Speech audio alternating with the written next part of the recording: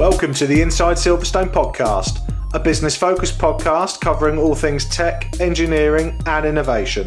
Hosted by me, Chris Broome, a huge tech, motorsport and gaming fan, and also the owner of Longhurst, a firm of lifestyle financial planners and independent financial advisors located in Silverstone, Northamptonshire. This is a series of unscripted and unpolished conversations with leading business owners, thought leaders and high-tech talent where we discuss their experiences within the Silverstone business and motorsport region. We will also be asking them to share their knowledge, insight and their thoughts on the future just for you. If you're looking to learn more about the Silverstone high growth region and commercially connect with like-minded peers, you've definitely come to the right place. Welcome to Inside Silverstone.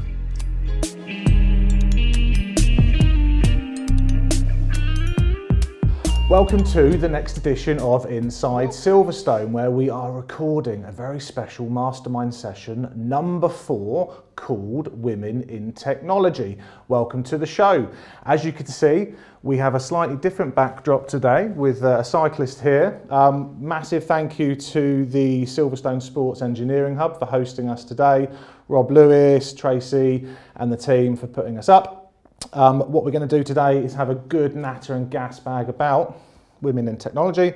This episode is being aired during International Women's Week, which is clearly a very, very important time. So what we'll do to begin with is we'll do some introductions, and I'm going to start over here. So who are you and what do you do? So I'm Heather Cowley. I have a really long job title. I'm a Digital Delivery and Cyber Engagement Manager for the Office of the Northamptonshire Police, Fire and Crime Commissioner. And breathe. Okay, and so in a quick nutshell, what is that? What do you do? So there's 2 parts to my role. So digital delivery, I look after digital strategy, technical projects for fire and police services in Northamptonshire. Yeah. And then the second half, cyber engagement, I go out to small, medium-sized businesses and talk about why cybersecurity is important, why people need to take note. They tend to think sleepy rural Northamptonshire, nothing's going to happen, it doesn't happen to them, and I'm kind of trying to change that message. Cool. Who are you? Hi, I'm Dolores Sanders. I'm the Chief Information Officer for TotalControlPro. We produce manufacturing technology to bring sort of up-to-date technology more available, affordable and accessible for manufacturers. Boom. And who are you? My name is Rebecca Gill. I'm a learning disabilities nurse and I'm the founder of VR Therapies. Okay, so just expand on that a bit more. So VR Therapies is for virtual reality therapies. So we currently do community sessions, allowing people to go swimming with dolphins, we can go and travel space. There's lots of different things and benefits we can do with it, which I'll tell you more about later. Amazing.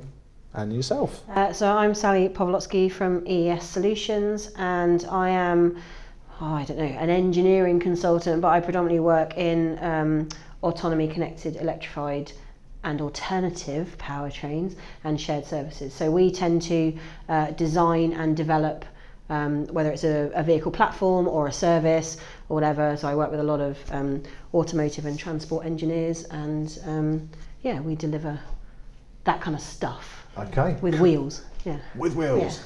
Cool. So I think the first question I'm going to ask, I think, is one of my favourites, which is about the genesis of technology and why you're involved in it. So this is going to be opened up to the forum. So why are you involved in technology? Why do you run a technology business? Live recording. Why? Why are you involved in tech? I think technology is developed through needs. So I run a company that serves manufacturers. I looked at what does the manufacturers need, and the technology was sort of derived to deliver those requirements. So it wasn't a sense like, I studied some levels of science at school, but I actually studied psychology at university. But I studied things like connectionism and neurolinguistics. So I understood the function of the brain that we're now looking at developing our AI technology and that side of things. So it was kind of, I've always come at things from the people perspective. Yeah. What's the problem? What's the needs that we require? And then how can we match the technology and find the real experts and connect them all together? So although I'm in technology, I am by no means a technology expert in the detail or the granular of sort of the latest developments. Okay. And virtual reality. Where's that come from? So obviously I've worked as a nurse all my life, and I've always been frustrated by the lack of access to the latest technology, and whether this is medical therapies or just games and fun and roller coasters and things like that. So with VR, obviously you can do the things that you wouldn't be able to do in normal life. And when I found the Swimming with Dolphins VR, I thought that would be perfect with hydrotherapy, kind of bringing together the two therapies, the traditional clinical ones with the new technology, and making it more fun and immersive. So we'll be able to be in the water swimming, and you'll have the dolphins all around you. And once I found that idea, it's all just spiraled since then. I found out about such amazing technology and different immersive healthcare. I'm learning all the lingo.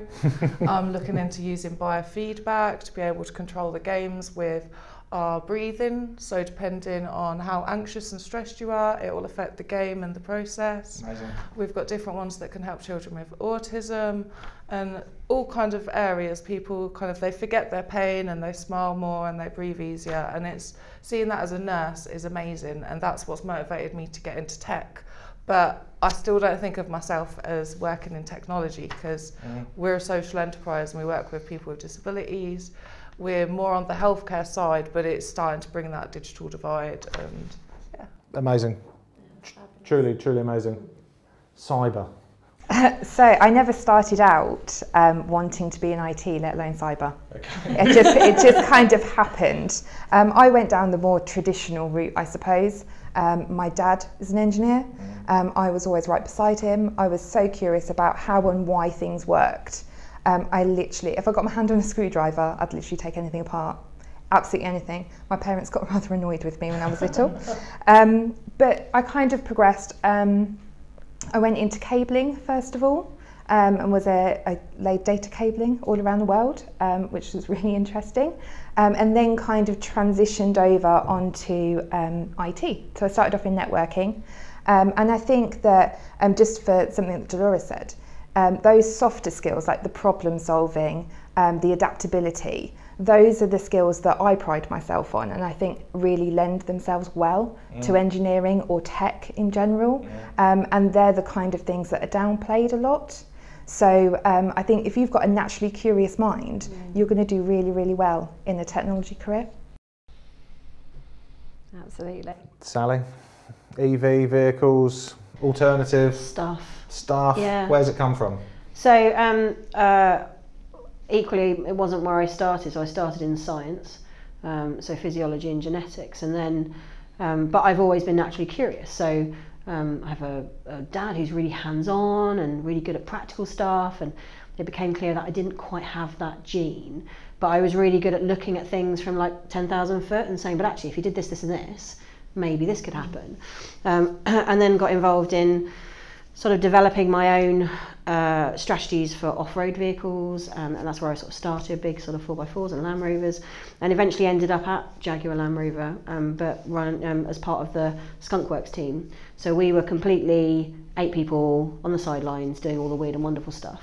And obviously, well, I had a claim to fame, but I don't know if I'm allowed it anymore, as they've been stripped of their royal titles. But it's but yeah, so my whole thing when it comes to tech is looking at what there is available, and actually I look at it more from the environmental perspective. So we could get ourselves in really big doggy doo-doo by just carrying on this path to just electrify everything. It's not the answer. So obviously my big breakthrough was looking at existing forms of transport and actually converting them. So that's when I did the electric E-Type, I did the electric Defender, and subsequent projects since then, because we can't go, as engineers, we have a responsibility, and with tech as well, we've got lots of disposability, lots of waste, lots of, I mean, obviously lithium and cobalt in a way is worse than mining for dead dinosaurs. So, one of my big things is fit, form and function. Does it fit what you actually need? Is the form as responsible as it can be, and does it perform a function that you actually need? So the world of EV, unfortunately, and the climate crisis has been politicised, which is never a good thing, because lots of knee-jerk big sound bites are being made. The delivery of those is completely different, and it's and that's where I suppose my passion is, and it's like you're saying about the soft skills. It's that looking at the problem, diagnosing the problem, looking at a solution, but it not necessarily being the first solution that someone's feeding you. Really analysing, and that's where that sort of comes in, is whilst I can now build stuff with my hands and not break things, it's really that analytical side of things of, is there a need for it, or are we just generating more waste, more big vehicles, transport? We need to have less, we need to consume less, but have things that are more, better function, use, share, and all that kind of stuff. All the funky words. Absolutely. I think you just hit the nail on the head really in terms of, if we look at the stereotype of women, or girls even, it's, they can always multitask, they may have planned their wedding before they actually get out of high school, they may have done this and this, but actually if you take those stereotypes and flip them, we're good at looking into the future. We're good at saying what we've got right now is not the answer. It may be the answer right now, but what else could happen? What else is possible? And looking from different angles rather than being very focused or drawn into, this is the solution I'm going to work on, I'm going to keep going. And I think sometimes in technology, it is to find the answer, like a holy grail is what people look for, but actually finding lots of answers, offering them up and then discovering the best solution is a more effective way. But I just think we've been drawn into that very single-minded, slightly male type of delivery of a solution rather than looking at a broader sense of what purpose is there. So you've used a really good word there, stereotypes, and so women in technology. This is what the title of this production is. So are there stereotypes? Have you encountered challenges, whether it be through schooling, education, career, business owners? I've got a brilliant one. Someone refused to talk to me because I obviously wasn't the business owner. And I'm pretty sure that was purely just because I was a woman that answered the phone. Wow. And I was really, you're kidding me? So obviously I just put the phone down on them. But that was the one that stayed in my head. And I never thought that I would necessarily face the barriers. And I think they're quite subtle ones. Right. Obviously stereotypes exist. Everyone knows of the similar stereotypes for women and men and things like we're saying. But it's starting to become a little bit more clear to me now I'm working in the field, and I can see the difference and the representation when you're going to groups and seeing the lack of minorities, of women, with people with disabilities. And especially what my passion is obviously people with disabilities, so when we're creating services and innovating products for them, we need to be employing people with disabilities and getting their feedback and input, not just the user research and their data and then they get filed away and we're on to the next money maker.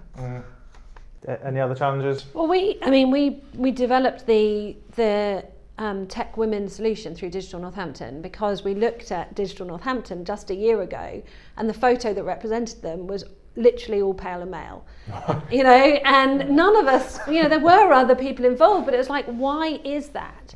And challenging that. And it's not just that the women weren't there, and I don't think it's necessarily that the men, it definitely isn't that the men don't, that is definitely opening up.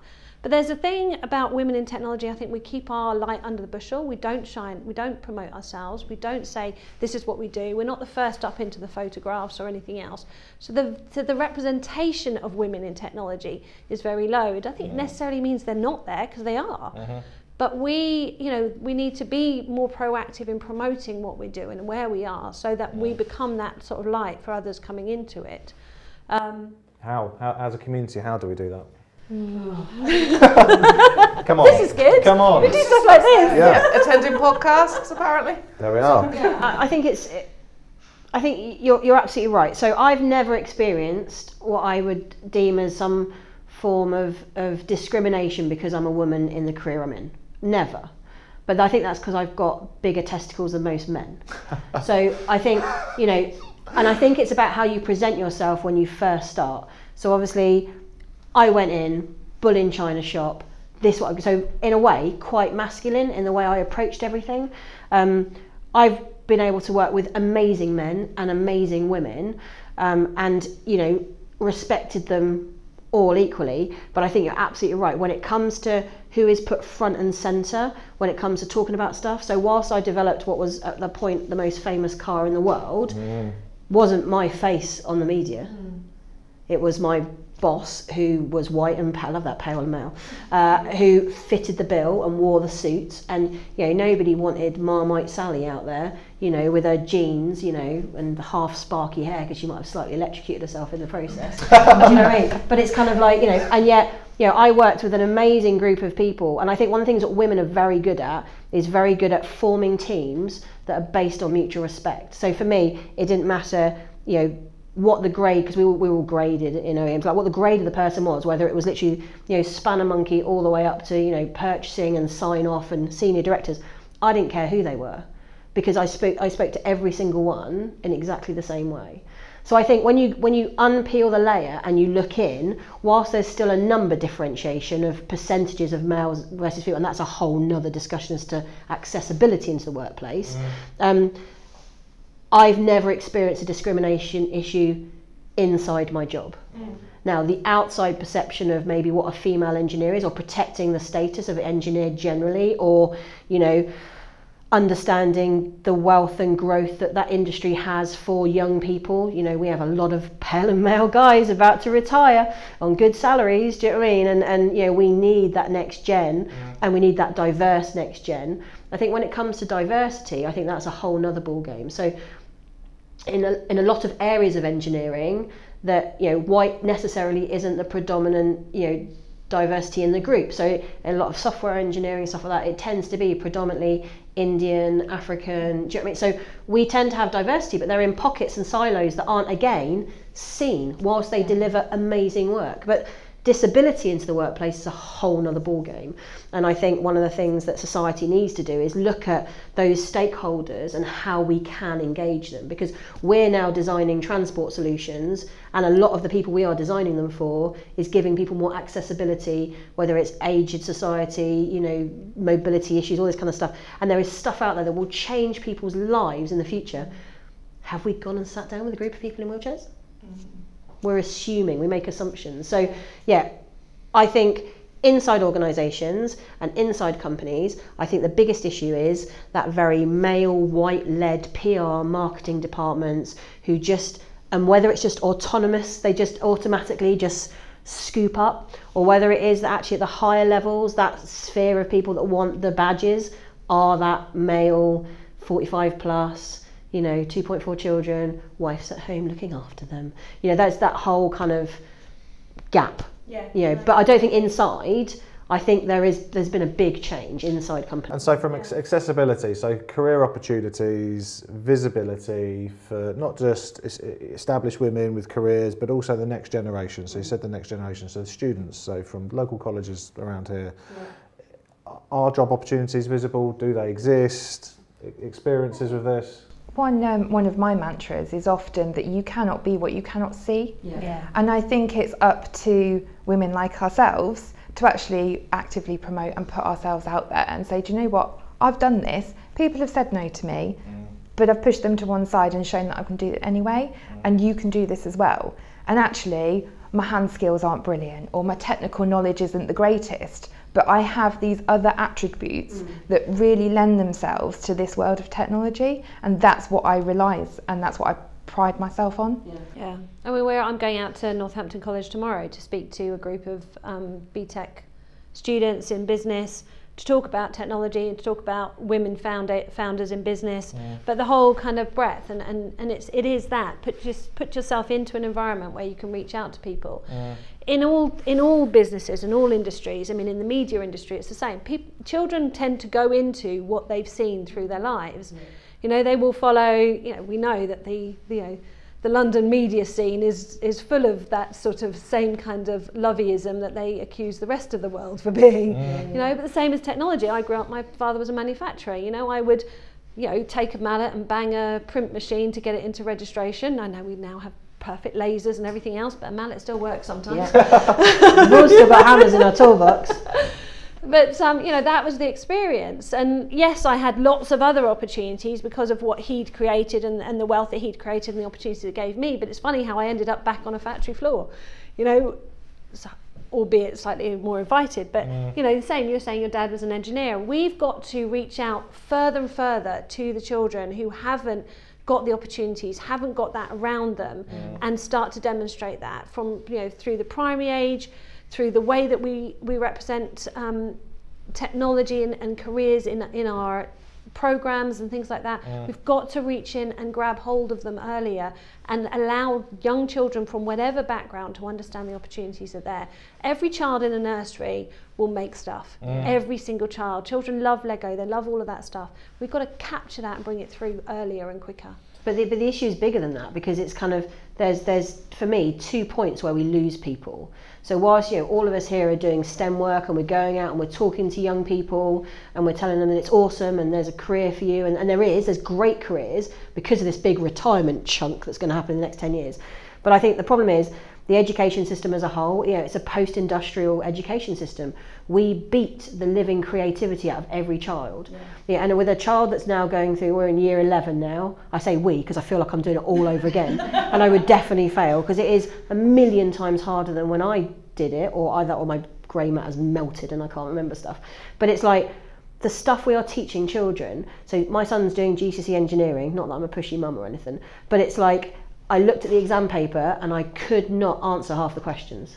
And the other half of the question was just health and safety and rigour and cosh and all the stuff that I hate, because there are people who love that and that's their job. Do you know what I mean? And we end up with, we're beating the creativity out of these kids. So I think the problem is, yes, we engage at an early age. Yes, children have a natural desire to build and bash and mallet. And if you look at early play toys, it's all about linking together, connecting, Lego, still play with it, awesome.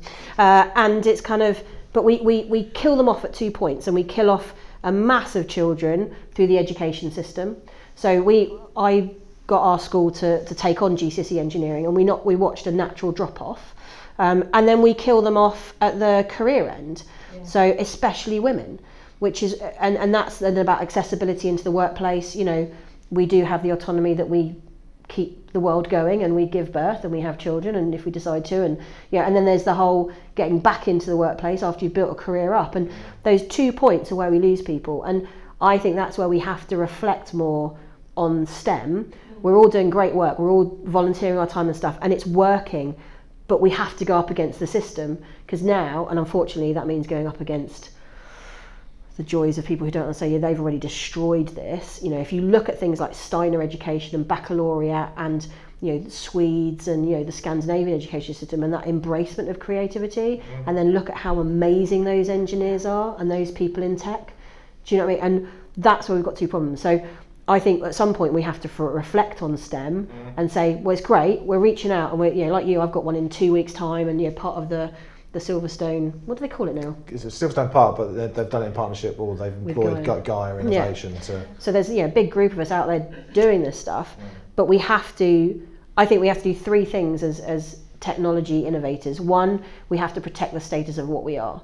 So my biggest thing when I go in and talk to young people is, you say the word engineer and I get them to write down what they think that is, and mostly it's like a plumber, a mechanic, an electrician. There's nothing wrong with those trades, but they're not engineers. We need to protect the status like other countries do, like Germany and stuff like that, and make it feel important, because it is important.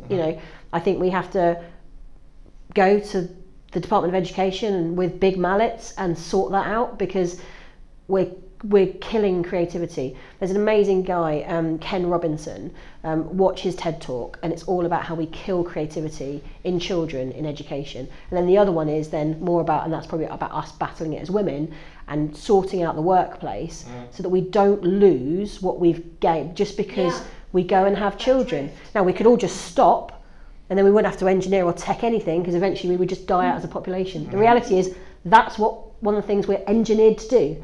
So we shouldn't lose out because we're doing something that anatomically we're created to do. Another question. So for students, female students who are thinking about entering engineering technology but potentially concerned or confused and just not sure what to do, but also you bring up a really good point, those slightly older ladies who have potentially been out of work because they're raising a family, who want to get back into technology or thinking about it as a new career, what advice could you give both the younger plus the slightly older female in our community? I think it's the same advice. It's about playing to your strengths.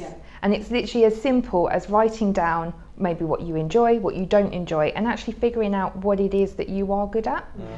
Because I guarantee you there is a place for you in tech somewhere, regardless of what those strengths are. I think nowadays, because tech is so ingrained into our daily lives, we all have that ability somewhere in that strength. And technology opens up the flexibility. You know, when you're, as a mother, you can start to do things part-time. And one of the reasons I believe I got the Women in Innovation Award was because I was an older woman coming back into, you know, I had never stopped working, but I came back into a company, founded it in technology, and it was like, okay, that's all right. You know, you can take this slightly windy path. It doesn't have to be all the way down. I went off and did some other things, you know, learnt some other skills, brought some other things, brought them all back together into my technology business, and then started it then. You're a great example as well, Rebecca, in that your career started and still are as a nurse,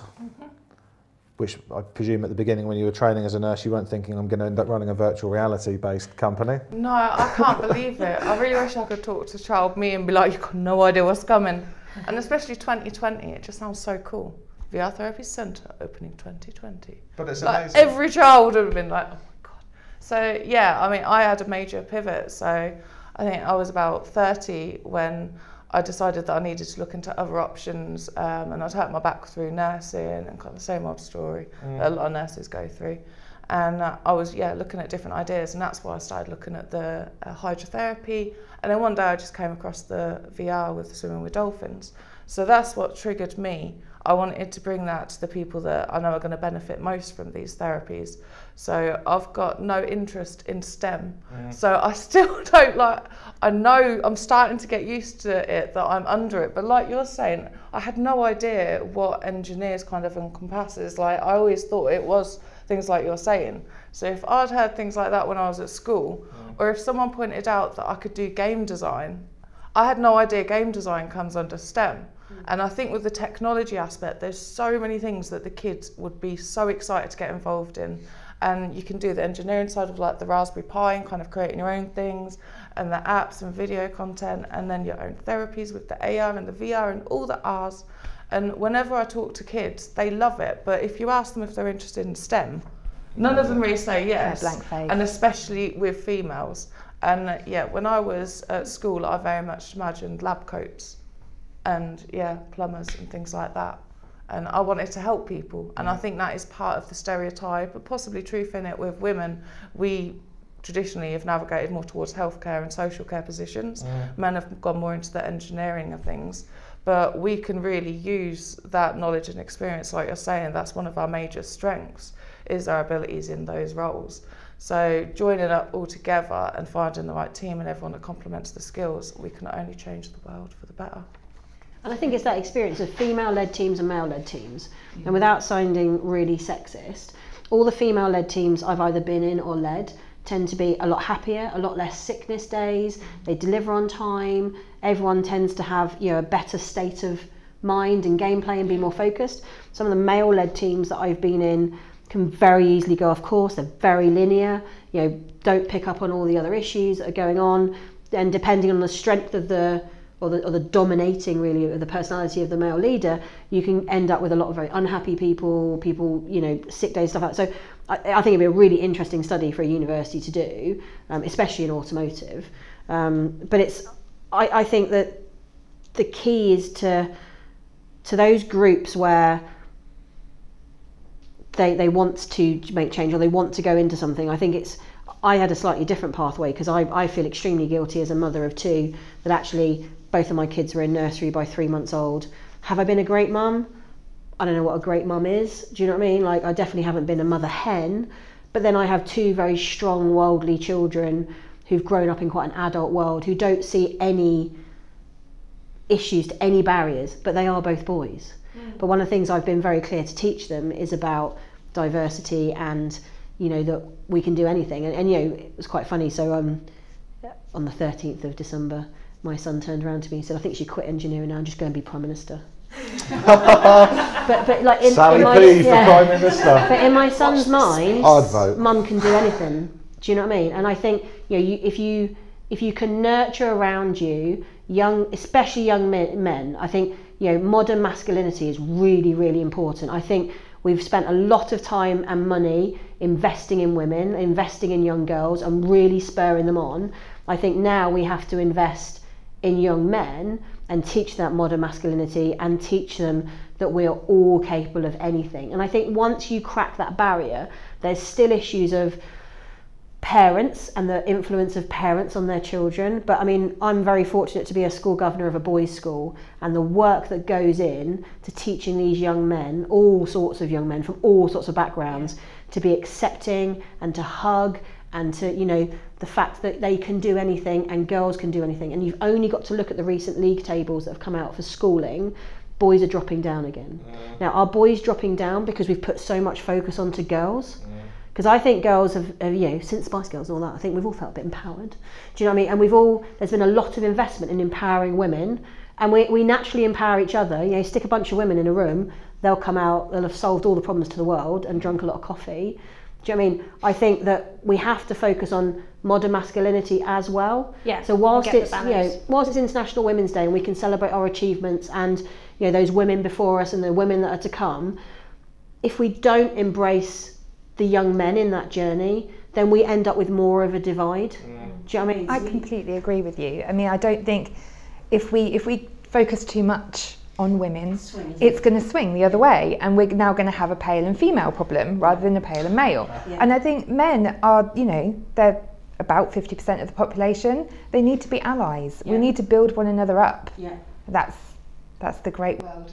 Totally agree. And that's where technology is amazing, because like I read some fascinating stuff about programmers in Japan. So there's paraplegic, you know, people. What are you going to say? Yeah, and they're doing all that programming. I get excited just thinking about from it. their bedroom and stuff, and you know, they're contributing. You know, as engineering moves into a world that is unknown to us in this country, we're not great programmers and software designers. It's not been the fabric of this country. We're hammer hitters, steel, material, cars, engines, you know, combustion. But problem solvers in that sense, bringing all of that together and enabling those technologies to meet the requirements to deliver something at the end of it, something that is physical and tangible. But it's great that technology is embracing people from around the world to contribute towards projects. So I'm really lucky, the company that I work with, we all work from home in the cloud, which my productivity is way more than going into office. I haven't got to listen to everyone's problems, and you know, there's this, there's that, there's fire alarms, and you have to leave, and you know, moving around different sites. My productivity is huge, and I think it's modern masculinity. I think, you know, if we have to set an agenda as women, we have to empower young men. We have to keep empowering young women so that it doesn't slip. I think we need to reach out to the stakeholders that are minority groups, whatever minority group that is, and use technology to embrace them and bring them in to our industry. And I think if we can do all of that, we end up as the most amazing society ever. But then there are things against us with legislation and regulation and education and the way that the education system is and stuff like that. So I think we have to turn our power as women, a bit like we did when we were wearing purple and getting run over by horses, you know, trying to get the vote. I think now we've empowered a lot of young women, a lot. I mean, I meet young women now and I'm like, whoa, God, you're way more confident than I ever was at like 13. Do you know what I mean? But also we have to look at how technology can be a negative. So where we've got issues, and I'm sure you see tons of this, with social media and influence and WhatsApp groups, and I've heard some horrendous things about how technology is like suicide pact groups in schools and all this type of stuff, so all being run through WhatsApp. So we also have to take some responsibility of how far we take technology. Technology and what you're doing is fascinating and amazing, and giving opportunity and engagement. You know, in manufacturing, we know we have to automate things because we're losing generations of people who want to do manual work. We need to remember, this country, our exports are 80% services. It's not 80%, you know, manufacturing. And it's kind of, you know, we have to look at the society as a whole and how we embrace everything. And it's tough. You know, we are the most connected we'd ever been, yet the most disconnected.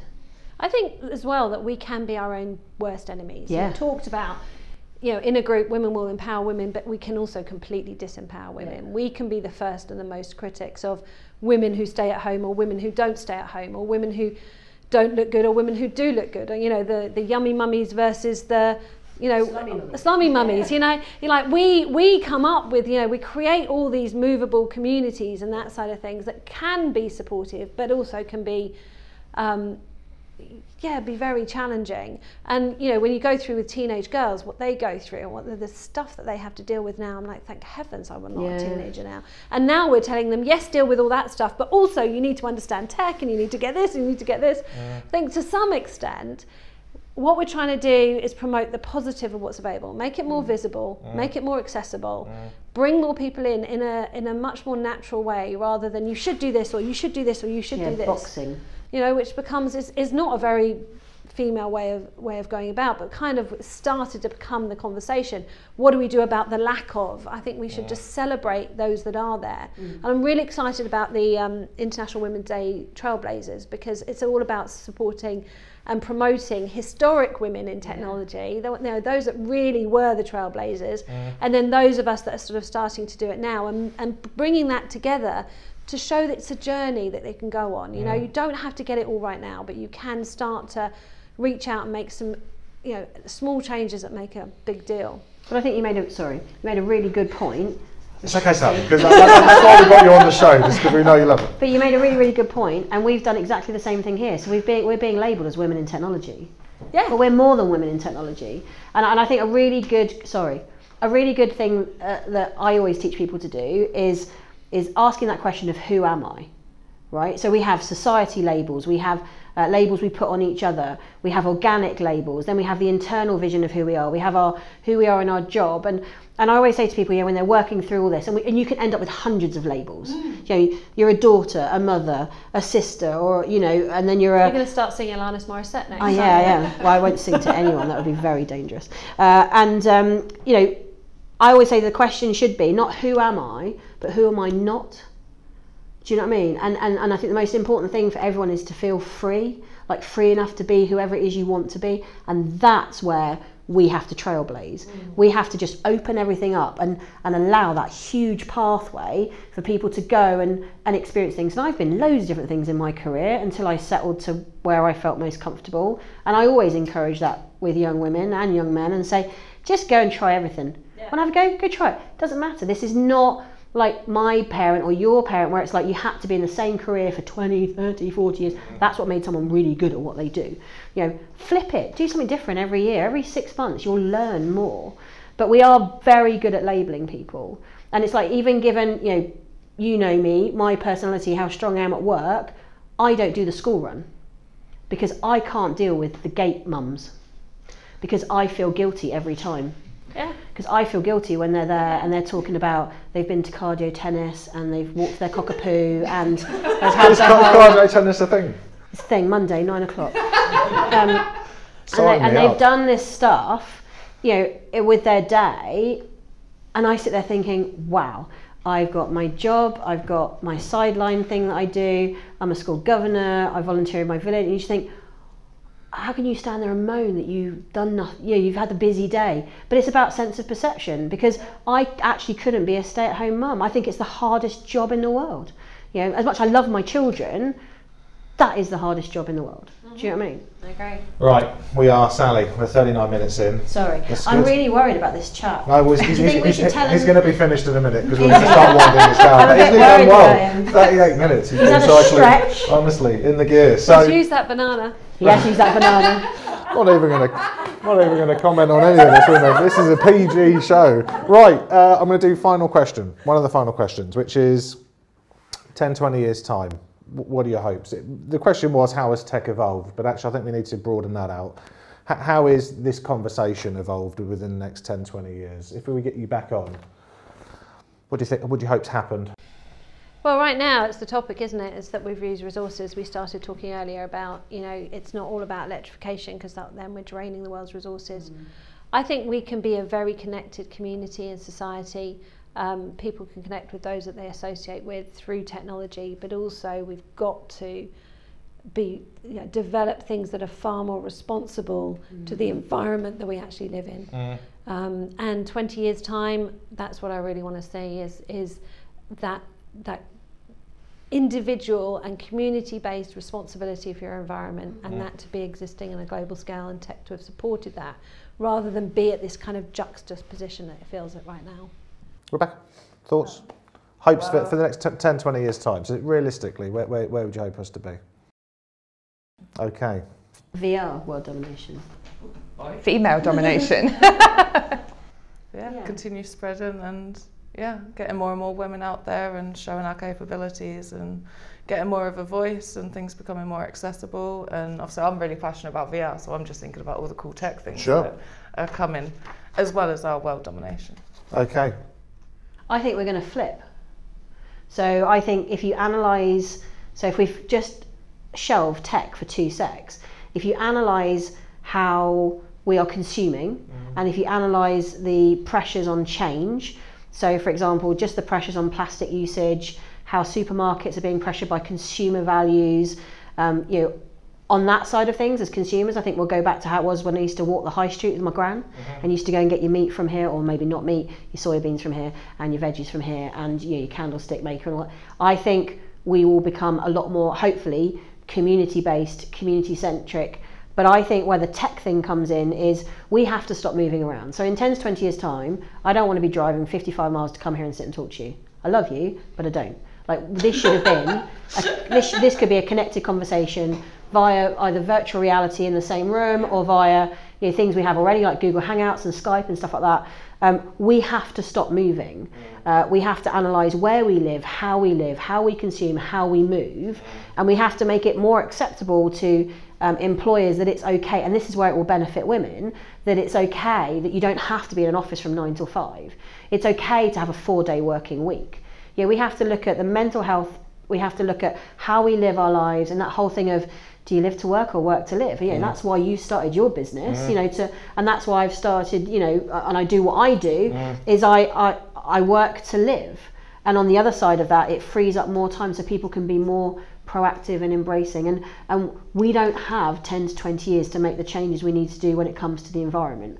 It has to be now. And I think that's where technology has a really big opportunity. But we equally have to be careful. If we keep upgrading to the latest phone, we create more problems than having 5 million electric cars on the road. We have to think about responsibility in technology. We have to think about embracing community groups like you're doing, talking about how you take public services, which are huge financial drains. Do you know what I mean? How can you use technology? How can you use it as a therapy? How can you use it to automate manufacturing and then reposition humans into roles where we're connecting communities together? Like, people don't talk anymore. Do you know what I mean? Apart from about their cockapoos and the cardio tennis. But like, people don't sit really and talk. Exactly. And that's where you empower people. If you can have more conversations and more young people see, people in diverse roles, and we bring new technologies and new industries to the UK to repump our services industry into technology more, that's how I think we have to grow. But we shouldn't be sat here in 10 to 20 years' time doing this, as much as it's interesting. With the guy behind in the lycra. Yeah. Right, before we wrap up, because I'm going to wrap up in a second, anything else? Bar Sally? Anybody want to... I love you, that's why I got you on. Anybody else want to say anything else, whether it be about the business, about hopes for the future, whilst we've got you on air? I think the only thing I really want to say is I really want to shift from the negativity around women in technology and put it more on a positive spin.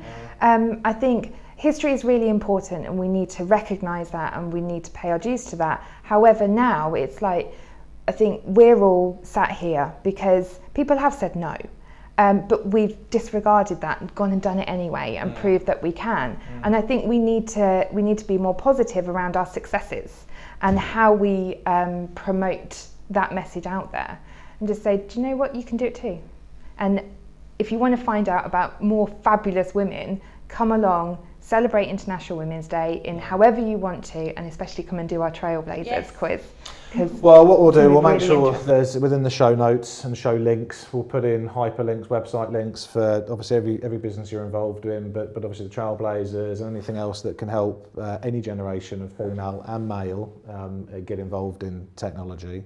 I think I'm going to pull this to a close if that's okay. So I just want to say big thank you to all four of you for coming on. For those that haven't done an individual podcast yet, definitely want to get you both on individually to talk about your businesses. Definitely, no doubt about it. You can do it virtually. We can do it virtually, absolutely. Why not? But thank you very much for coming on. I also want to thank Silverstone Sports Engineering Hub again for hosting us.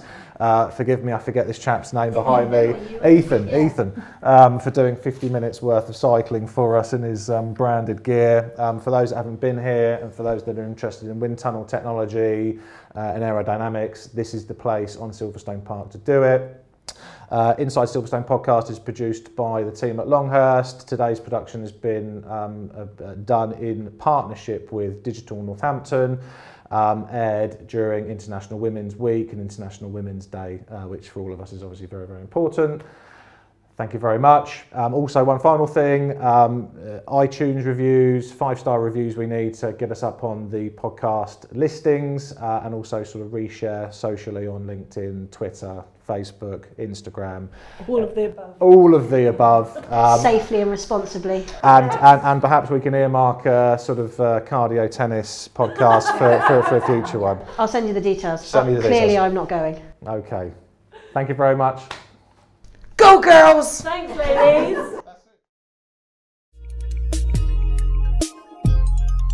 The Inside Silverstone podcast is produced by the team at Longhurst for the benefit of those with a passion for all things tech, engineering and innovation. For more information, please visit longhurst.co.uk/Inside Silverstone, whilst also remembering to give us a 5 out of 5 star rating on iTunes. Please note that neither Chris Broome or Longhurst work for Silverstone Park, Silverstone Circuit or Silverstone Technology Cluster.